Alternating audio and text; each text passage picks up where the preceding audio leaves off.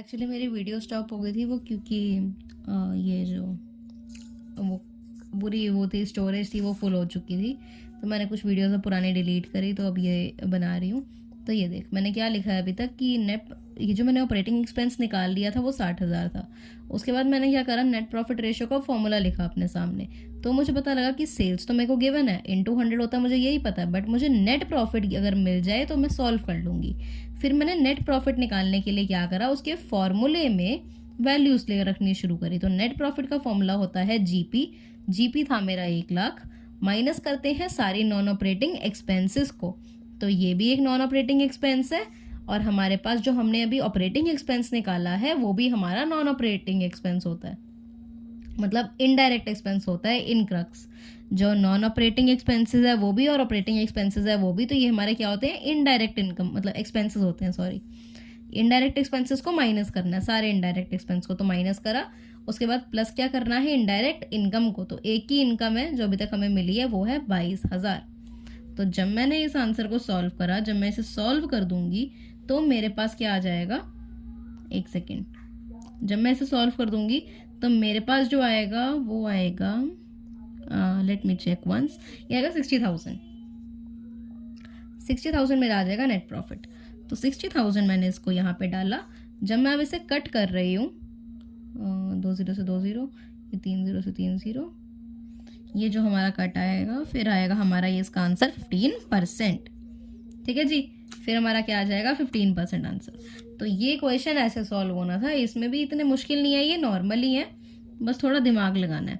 तो अब क्या करते हैं, अब अपनी लास्ट रेशियो पे चल रही हूँ मैं, रिटर्न ऑन इन्वेस्टमेंट वाली जो है, रिटर्न ऑन इन्वेस्टमेंट, तो उसको पहले लिखती हूँ फिर समझाती हूँ तुझे। अब हम अपना करते हैं रिटर्न ऑन इन्वेस्टमेंट वाला रेशियो। तो ये रेशियो है रिटर्न ऑन इन्वेस्टमेंट। इसके दो नाम होते हैं, इसे हम इन्वेस्टमेंट कैपिटल एम्प्लॉयड भी बोलते हैं और इसे हम रिटर्न ऑन कैपिटल एम्प्लॉयड भी बोलते हैं। क्या क्या बोलते हैं, इन्वेस्टमेंट कैपिटल एम्प्लॉयड और रिटर्न ऑन कैपिटल एम्प्लॉयड भी। अब इसका फॉर्मूला क्या होता है, इसका फॉर्मूला होता है profit before interest and tax upon में कैपिटल एम्प्लॉयड इनटू में 100।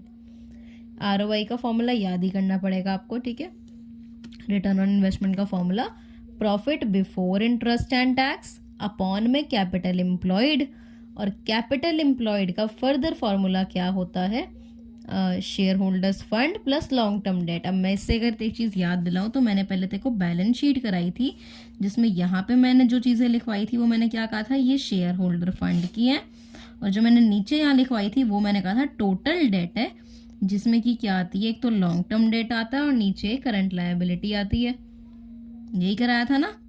तो ये अब कैपिटल एम्प्लॉयड, मैंने क्या बताया था, कैपिटल एम्प्लॉयड क्या होता है आपका, ये पूरा होता है कैपिटल एम्प्लॉयड, बस करंट लायबिलिटी को हमें नहीं कंसिडर करना होता कैपिटल एम्प्लॉयड में, बाकी सारा क्या होता है आपका कैपिटल एम्प्लॉयड होता है। याद आया कुछ। अब मैंने बस वही फॉर्मूला लिखा, कैपिटल एम्प्लॉयड का फॉर्मूला क्या होता है, शेयर होल्डर्स फंड प्लस में long term date. Current liability नहीं आती है, वरना अगर ये आती होती तो मैं सीधा लिखती टोटल डेट प्लस।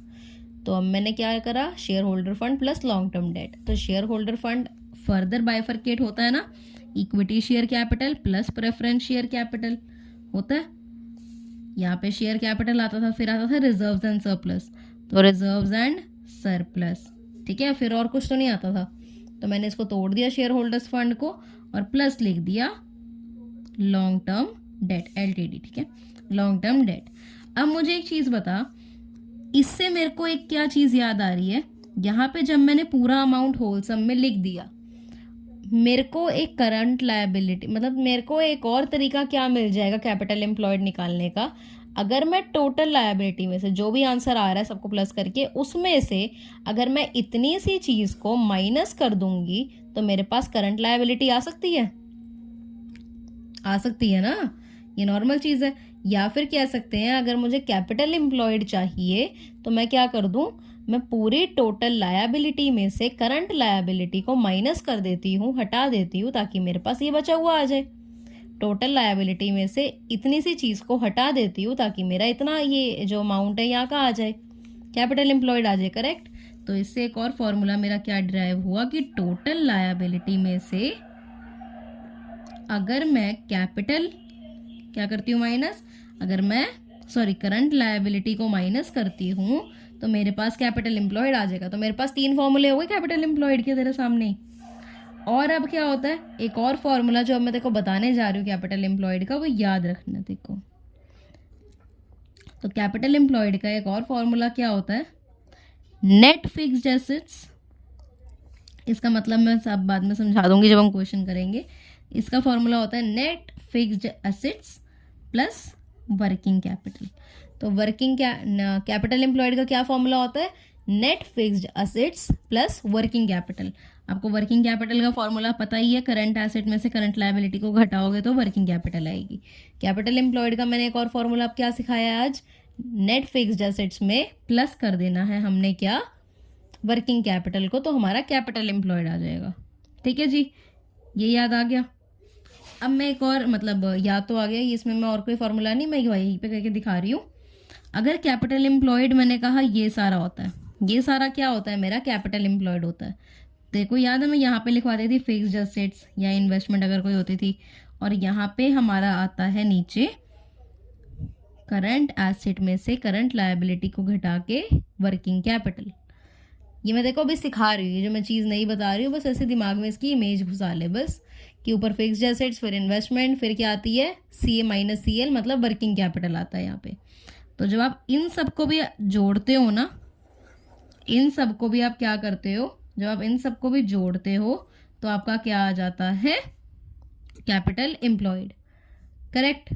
ये मैंने क्या सिखा दिया तेरे को, ये फॉर्मूला ही सिखाया, बस कुछ नहीं सिखाया। और बस तेरे को मैंने यहाँ पे पिक्टोरियल बेस पे सिखा दिया, वरना यहाँ पे मैंने ऐसे ही लिख दिया थ्योरेटिकल पे कि नेट फिक्स्ड एसेट में प्लस करना है क्या, वर्किंग कैपिटल, तो हमारा कैपिटल एम्प्लॉयड निकल के आता है। करेक्ट। अब ये चीज़ हो गई। अब क्या करते हैं, हम क्वेश्चन पे चलते हैं। बस 2 क्वेश्चन करेंगे इसके, तो हमारा ये भी डन हो जाएगा फिर। तो हम क्वेश्चन करते हैं इसके। अब मेरे पास यहाँ क्वेश्चन है, Y LTD profit after interest and tax was 1 lakh. अब एक चीज़ बता मुझे, फॉर्मूले में क्या चाहिए होता है, profit before interest and tax, but given क्या है, profit after interest and tax, जिसका कि मतलब होगा हमें अगर बिफोर तक पहुंचना और हमें आफ्टर गिवन है, तो हमने इंटरेस्ट को और टैक्स को प्लस करना है, तभी हम पहुंच पाएंगे बिफोर पे। ओके। तो यहाँ पे जो गिवन था मैंने सीधा स्ट्रेट वो लिख दिया, profit after interest and tax 1 lakh. फिर बोला है इट्स करंट एसेट्स वर 4 लाख, जो करंट एसेट्स थी वो 4 लाख थी। करंट लायबिलिटी कितनी है, 2 लाख है।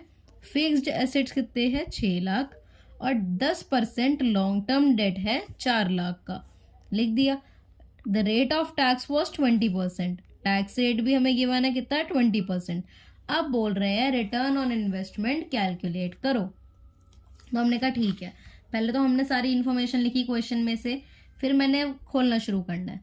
क्या मैं इसे तोड़ सकती हूँ profit after interest and tax को? अभी तो नहीं तोड़ सकती कि मुझे आगे की वो इन्फॉर्मेशन ही नहीं पता अभी, तो इसको मैंने ऐसे ही छोड़ा। फिर मेरा आता है करंट एसेट, क्या मैं करंट एसेट को तोड़ सकती हूँ? नहीं। करंट लायबिलिटी, क्या मैं करंट लायबिलिटी को तोड़ सकती हूँ? नहीं। बट मैं करंट एसेट्स में से करंट लायबिलिटी को घटा के वर्किंग कैपिटल तो निकाल सकती हूँ। करंट एसेट्स में से करंट लायबिलिटी को माइनस करूंगी तो कितना आएगा, 2 लाख। तो 2 लाख मेरी क्या आ गई, यहाँ से वर्किंग कैपिटल आ गई। फिर मेरे को गिवन है फिक्स्ड एसेट्स। मैंने सोचा फिक्स्ड एसेट्स से मैंने क्या सीखा था अभी अभी, एक चीज़ बता, मैंने फिक्स्ड एसेट्स का नाम कहाँ लिया था तेरे सामने अभी, यहाँ पे। मतलब कैपिटल एम्प्लॉयड हम निकाल सकते हैं। कैपिटल एम्प्लॉयड कैसे हम निकाल सकते हैं, अगर हम फिक्स्ड एसेट्स में प्लस कर देंगे वर्किंग कैपिटल। ठीक है। तो मैं क्या निकाल रही हूँ, कैपिटल एम्प्लॉयड कैसे निकलती है, fixed assets plus working capital. Fixed asset कितना है, 6 लाख, प्लस वर्किंग कैपिटल मैंने अभी कितनी निकाली है, 2 लाख। कितना आ गया, 8 लाख। 8 लाख मेरी क्या है, कैपिटल एम्प्लॉयड। 8 लाख मेरी क्या है, कैपिटल एम्प्लॉयड है। ठीक है। उसके बाद मैंने इतना तक इन्फॉर्मेशन अपनी कर ली। आगे चलती हूँ, 10% लॉन्ग टर्म डेट है 4 लाख के लोन पे। अब जो लॉन्ग टर्म डेट के आगे परसेंटेज दी हुई है, ये कितना होता है, इंटरेस्ट का रेट। तो मैंने किससे क्या मुझे पता लगा कि इंटरेस्ट ऑन डेट कितना होगा, 10% ऑफ 4 लाख। 4 लाख का 10% ही होगा ना जी, कितना आ गया, 40,000। 40,000 आपका क्या है, इंटरेस्ट ऑन डेट है। इससे मुझे ये इन्फॉर्मेशन से पता लगा। फिर उन्होंने बोला टैक्स का रेट कितना है, 20%। टैक्स का रेट कितना है हरलीन, 20%। तो इन्होंने पहले, अब मेरे पास क्या आया, जब मेरे को टैक्स का रेट पता लगा तब मुझे पता लगा कि मेरी ये इसका यूज़ आ चुका है। अब कैसे पता लगा वो बताती हूँ। आप टैक्स का रेट किस अमाउंट पे लगाते हो, 20% किसका लगाएगी, 20% देखो लगाना पड़ेगा profit after interest and tax वाले का, ठीक है। तो profit after interest and tax कितना है, ये मैंने पहले भी एक कंसेप्ट ये भी सिखाया था देखो थोड़ी पहले वीडियोस में, कि प्रॉफिट आफ्टर जितना आपने टैक्स दे दिया, जितना आपने दे दिया वो आपने जितना प्रॉफिट आफ्टर, जो profit after interest and tax है उसका अमाउंट, तो अगर ये 20% आपने दे दिया, 20% आपने अगर दे दिया तो आपने कितना नहीं दिया, 80%। यही मैंने कुछ सिखाया था ना कि जितना आपने दे दिया होता है उसको मल्टीप्लाई में, या जितना नहीं दिया होता उसे अपॉन में, ऐसे करके। तो यहाँ पे क्या था कि मैंने पहले ऊपर लिखा है प्रॉफिट आफ्टर कितना है इंटरेस्ट एंड टैक्स, अगर 20% आपने दे दिया तो आपने कितना नहीं दिया अभी, 80, तो अपॉन में 80 इंटू में 20 लिखा है यहाँ पे। अगर यहाँ पे लिखा होता 30 तो मतलब 70 अपॉन में आता और 30 यहाँ आता, अगर यहाँ पे 60 लिखा होता तो 40 अपॉन में आता और 60 मल्टीप्लाई में आता। Hope that's understandable. अब उसके बाद आगे करते हैं, इसका आंसर आ जाएगा 25,000। तो 25,000 आपके पास स्ट्रेट फॉरवर्ड आपका क्या आ गया, टैक्स रेट। टैक्स कितना आ गया, ये तो रेट दिया होता, अगर इसका सीधा सीधा अमाउंट दिया होता ना तेरे को टैक्स का, तो तेरे को कोई ये करने की जरूरत ही ना पड़ती ये वाला स्टेप, बट हमें परसेंटेज में गिवन था तो हमें ये करना पड़ गया। ओके, तो अब जब हमने ये भी कर दिया टैक्स रेट, तो हमारे पास टैक्स आ गया, टैक्स का अमाउंट कितना आ गया जी, 25,000। अब मैंने कहा मैं फॉर्मूला लगाती हूँ, मैंने ROI का फॉर्मूला देखा क्या होता है, profit before interest and tax.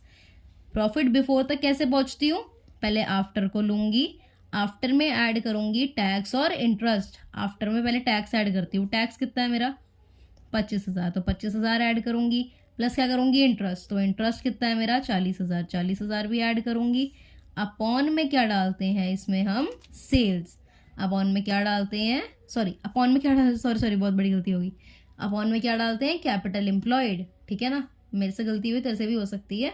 तो अपॉन में हम क्या डालते हैं हमेशा, कैपिटल एम्प्लॉयड। तो हमने कैपिटल एम्प्लॉयड कितनी निकाली थी, 8 लाख। और मुझे कोई शौक नहीं था कैपिटल एम्प्लॉयड स्टेज पे आके फिक्स्ड एसेट्स के सामने कैपिटल एम्प्लॉयड निकालने का, बस मेरे को पता था कि मेरे फॉर्मूले में यूज़ होना, तभी करके मुझे निकालना पड़ गया। तो 8 लाख मेरा क्या हो गया, कैपिटल एम्प्लॉयड। अब इसे जब मैं सॉल्व करूंगी तो ये आता है 165,000 अपॉन में 8 लाख इंटू में 100, तो इसका आपके पास आंसर आ जाएगा 20.625% समथिंग, ठीक है, 20.625 समथिंग आ जाएगा आपका ये इसका आंसर। क्लियर है, नहीं क्लियर तो एक बार दोबारा वीडियो को रिवाइंड कर, उसको देख, तो अच्छे से समझ आ जाएगा तुझे, इसमें कुछ भी हार्ड नहीं है, बस ये है एक एक इन्फॉर्मेशन को मैं तोड़ी जा रही हूँ, मुझे सिर्फ एक एक इन्फॉर्मेशन को उसको पीसेस में बांटते जाना है ताकि मैं इजीली आंसर तक पहुंच सकूं। तो ये वाला मैंने क्वेश्चन कर लिया, अब मैं अपने लास्ट क्वेश्चन पे चल रही हूँ जिससे कि हमारा ये पूरा चैप्टर हम एंड कर देंगे। तो वो रिटर्न ऑन इन्वेस्टमेंट का लास्ट क्वेश्चन करते हैं अब, ठीक है। मेरे पास यह क्वेश्चन गिवन है, blast from the following information calculate the return on investment. हमें ROI निकालने के लिए बोला और इन्होंने बोला नेट प्रॉफिट आपका बिफोर टैक्स कितना है, 24%, ठीक है। नेट प्रॉफिट बिफोर टैक्स कितना है, 24%। इसमें हमें आज इस बार जेन्युइन अमाउंट नहीं दिया हुआ, परसेंटेज में दिया है, तो बताऊंगी वो कैसे हम सॉल्व करेंगे। तो इतना बस याद रखना, और मैंने लिख लिया नेट प्रॉफिट बिफोर टैक्स दिया पड़ा है 24%। उसके बाद बोला है टैक्स रेट आपका है 50%, मैंने कहा ओके। RFO कितना है, 9 लाख, मतलब सेल्स इतनी है। नेट फिक्स्ड एसेट्स मेरे 4,50,000 है। एक्यूमुलेटेड डेप्रिसिएशन 112,500 है। बट मुझे इससे एक चीज़ स्ट्राइक करी कि अगर मुझे नेट फिक्स्ड एसेट्स दिए पड़े हैं तो एक्यूमुलेटेड डेप्रिसिएशन का मेरे पास काम ही नहीं है। अगर मुझे ग्रॉस दिया होता ना, ग्रॉस फिक्स्ड इन्वेस्टमेंट बोला होता, ठीक है, ग्रॉस फिक्स्ड एसेट्स बोला होता अगर, तब मैंने एक्यूमुलेटेड डेप्रिसिएशन को माइनस करना था। बट अगर ऑलरेडी नेट दिया हुआ है तो मेरा इस क्वेश्चन में एक्यूमुलेटेड डेप्रिसिएशन से कोई काम ही नहीं होगा। ओके, ऐसे कैंसिल आउट करने हैं। तो नॉन करेंट ट्रेड इन्वेस्टमेंट भी दी पड़ी है 45,000, वो भी लिख दी। करंट एसेट्स दिए पड़े हैं 90,000। टोटल डेट बोला हुआ है इतना है, और 15% लॉन्ग टर्म बोरोइंग है, और कितने पे है, कितने का लोन था, 3,60,000 का। तो 15% क्या हुआ मेरा इसमें, 15% हुआ मेरा ये इंटरेस्ट। ठीक है, तो 3,60,000 का 15% अगर निकालूंगी तो वो मेरा इंटरेस्ट आ जाएगा, इंटरेस्ट ऑन डेट। तो मैंने क्वेश्चन तो पूरा पढ़ लिया, अगर पढ़ना है तो दोबारा वीडियो रिवाइंड कर और क्वेश्चन एक बार सुन। तो अब मैं क्या करती हूँ, इसको सॉल्व करना स्टार्ट करती हूँ। मैंने क्या देखा, नेट प्रॉफिट बिफोर टैक्स दिया पड़ा है, तो इससे मुझे क्या समझ आना चाहिए, नेट प्रॉफिट पे मैं ये जो परसेंटेज दी है, मैं 24% किसका लगाऊं, मैं 24% लगाती हूँ हमेशा सेल्स का। नेट प्रॉफिट कैसे निकलता है, अगर परसेंटेज में दिया हो कि तो जो सेल्स है मतलब 9 लाख है रेवेन्यू फ्रॉम ऑपरेशन, इनटू में क्या करना है 24%। ठीक है, उसका 24% करते हैं, तो इसमें हम कट करके इसका आंसर मेरा आ जाएगा 216,000। ठीक है जी, इसका मेरा आ गया। मेरे पास नेट प्रॉफिट बिफोर टैक्स, ये बिफोर इंटरेस्ट एंड टैक्स नहीं है, सिर्फ बिफोर टैक्स है, ये याद रखियो। इंटरेस्ट नहीं है, इंटरेस्ट बिफोर इंटरेस्ट टैक्स नहीं है, इंटरेस्ट एंड टैक्स सिर्फ बिफोर टैक्स है। मतलब इंटरेस्ट अभी मुझे ऐड करना पड़ेगा अगर मुझे बिफोर तक पहुंचना है तो। ओके जी, अब मैंने क्या देखा, इसके बाद मैंने कहा फिर मैं सीधा सीधा पहले प्रॉफिट बिफोर कैलकुलेट करती हूँ ना, सब बात है ना, हम बिफोर कैलकुलेट करेंगे। तो profit before interest and tax कितना आएगा मेरा, profit before interest and tax कितना आएगा हरडीन, पहले तो आपने क्या लेना है, नेट प्रॉफिट जो आपका है, ये आपका क्या है बिफोर टैक्स है। ठीक है, बिफोर टैक्स है, हमें बिफोर इंटरेस्ट एंड टैक्स चाहिए। तो 2,16,000 में मैंने क्या करना है, प्लस करना है इंटरेस्ट का रेट। तो मैंने देखा इस क्वेश्चन में इंटरेस्ट दिया है, फिर हाँ मेरे को यहाँ से पता लगा मैं इंटरेस्ट निकाल सकती हूँ। कैसे निकालूंगी, 15% ऑफ 3,60,000। ठीक है जी, 15% ऑफ 3,60,000 कितना आता है मेरा 54,000।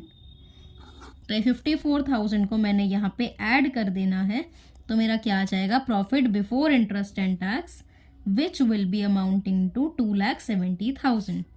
ठीक है जी, 2,70,000 मेरा क्या हो गया, अब क्या हो गया यहाँ पे, ये मेरा आ गया profit before interest and tax. ठीक है, फिर मैंने आगे इन्फॉर्मेशन अपनी पढ़नी शुरू करी। टैक्स रेट 50% है। अब तू कहेगी मीत टैक्स रेट तो निकाल, यहाँ पे टैक्स रेट तो निकाल। टैक्स रेट मैं निकालती, बट मुझे इसमें टैक्स रेट निकालने की ज़रूरत ही नहीं पड़ी, क्योंकि यहाँ पे मुझे ऑलरेडी बोल दिया कि बिफोर टैक्स का दिया पड़ा अमाउंट। अगर मेरे को बिफोर ना दिया होता, मुझे आफ्टर इंटरेस्ट एंड टैक्स दिया होता, तो मैं टैक्स के जो परसेंटेज है फिर टैक्स का अमाउंट निकालती परसेंटेज को यूज़ करके, फिर मैं टैक्स को ही प्लस करती इसमें। बट मुझे इस बार नहीं करना, क्योंकि इन्होंने बिफोर टैक्स ऑलरेडी दिया हुआ है। फिर आता है सेल्स, नॉर्मल है। नेट फिक्स्ड एसेट्स नॉर्मल ऐसे तोड़ नहीं सकते, नॉन करंट ट्रेड इन्वेस्टमेंट नहीं तोड़ सकते, करंट एसेट्स नहीं तोड़ सकते, टोटल डेट, और यहाँ पे क्या है लॉन्ग टर्म बोरोइंग।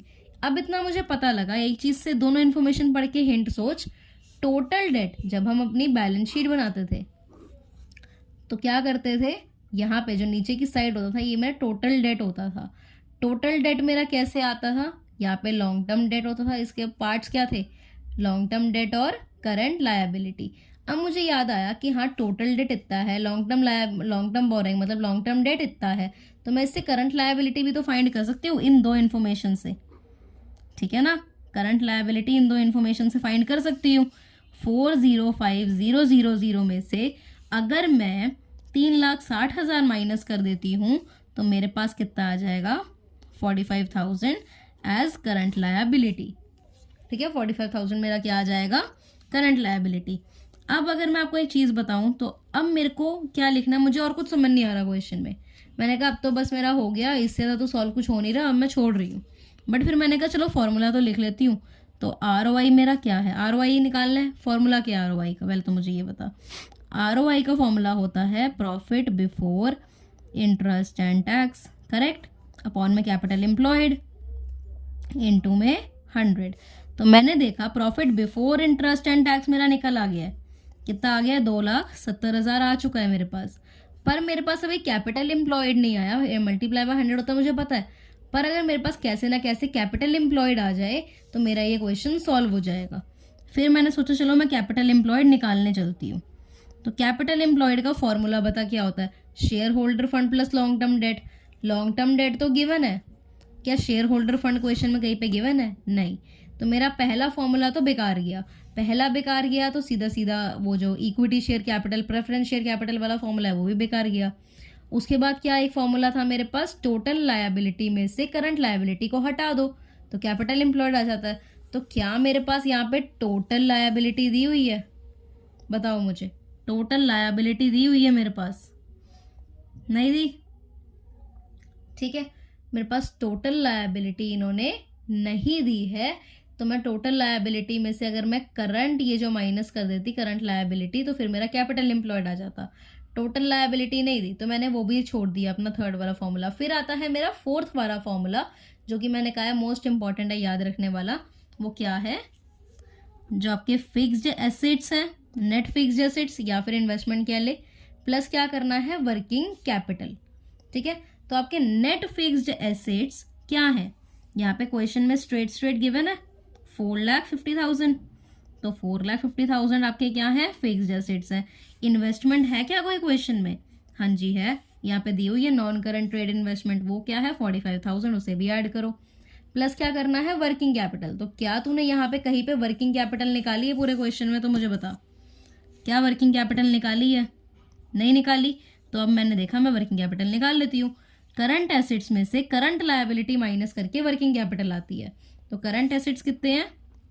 90,000 माइनस क्या करना है करंट लायबिलिटी। तो मैंने कहा क्वेश्चन में गिवन नहीं थी बट मैंने करंट लायबिलिटी निकाल ली थी अपने आप। वो कितनी थी मेरे पास? 45,000। तो 90,000 में से 45,000 माइनस करूंगी तो मेरा आंसर कितना आएगा? 45,000। करेक्ट है। जो 45,000 आएगा वो क्या है? मेरा वर्किंग कैपिटल है। वो मेरा क्या है? ये वर्किंग कैपिटल है। तो वर्किंग कैपिटल निकाल लिया 45,000 का, तो इसे में भी ऐड कर देते हैं 45,000। तो अब मेरे पास कितना आ गया? होलसम अमाउंट आ गया मेरे पास 5,40,000। ठीक है, कैपिटल एम्प्लॉयड कितनी आ गई हरलीन? 5,40,000। अब जब ये आ गई मेरे पास तो मैंने कहा मैं इसी का तो वेट कर रही थी कि मेरे फॉर्मूले में पुट और मैं पॉइंट में अपना आंसर निकाल लूँ, मतलब परसेंटेज में।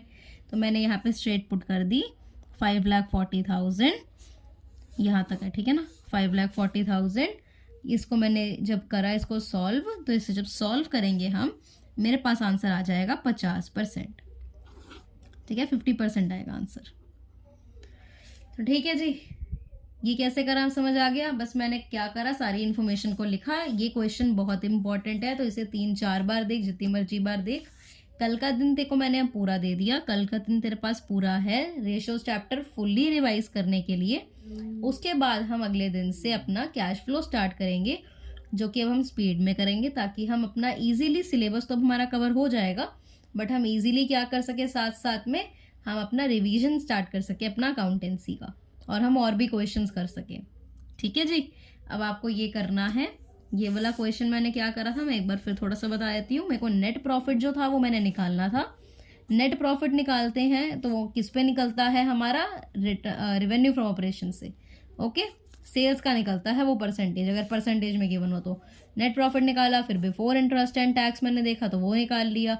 ये बिफोर टैक्स दिया पड़ा था, बिफोर इंटरेस्ट एंड टैक्स नहीं दिया था तो इंटरेस्ट ऐड करा ताकि आ जाए। इंटरेस्ट कैसे निकाला? लॉन्ग टर्म बोरोइंग का गिवन था परसेंटेज, तो 15% निकाल लिया 3,60,000 का, तो मेरे पास आ गया इंटरेस्ट का अमाउंट। इंटरेस्ट का अमाउंट मैंने ऐड कर दिया इसमें बिफोर टैक्स वाले प्रॉफिट में, तो मेरा 2,70,000 आ गया। फिर मैंने जो अपनी यहाँ पे देखी कि मेरे पास ये जो पॉइंट्स गिवन है, इन पॉइंट से मेरे को क्या था, इन पॉइंट से मुझे पता लग गया मेरी क्या निकल सकती है, करंट लायबिलिटी। तो मैंने वो भी निकाल ली and simultaneously I have solved it. ठीक है जी, अब मैंने ये भी कर लिया। अब मेरा क्या रहता है, बस अब मेरा कैश फ्लो चैप्टर रहता है, वो करवाना है मैंने। और ये आपको मैंने अब कल का टाइम दिया हुआ है हल्डीन पूरा, तो आप कल पूरा दिन रिवाइज करो इसको, इस चैप्टर को, ताकि अच्छे से हो जाए और बाद में दिक्कत ना आए, वरना अदरवाइज रेशियोज चैप्टर सबसे मुश्किल लगता है बच्चों को। एंड आई विल रिकमेंड कि तू एक बार पूरे जो फॉर्मूलेज है ना वो सारे बना ले। अदरवाइज मैं ट्राई करती हूँ कि मैं तेरे को फॉर्मूला शीट दे दूँ पूरे रेशियोज चैप्टर की, बट हाँ प्लीज़ कोशिश करना कि आप खुद भी बनाओ। मैं भी देखती हूँ, अगर मैं बना सकती हूँ तो मैं बना के दे दूँगी। करेक्ट, चल बाय।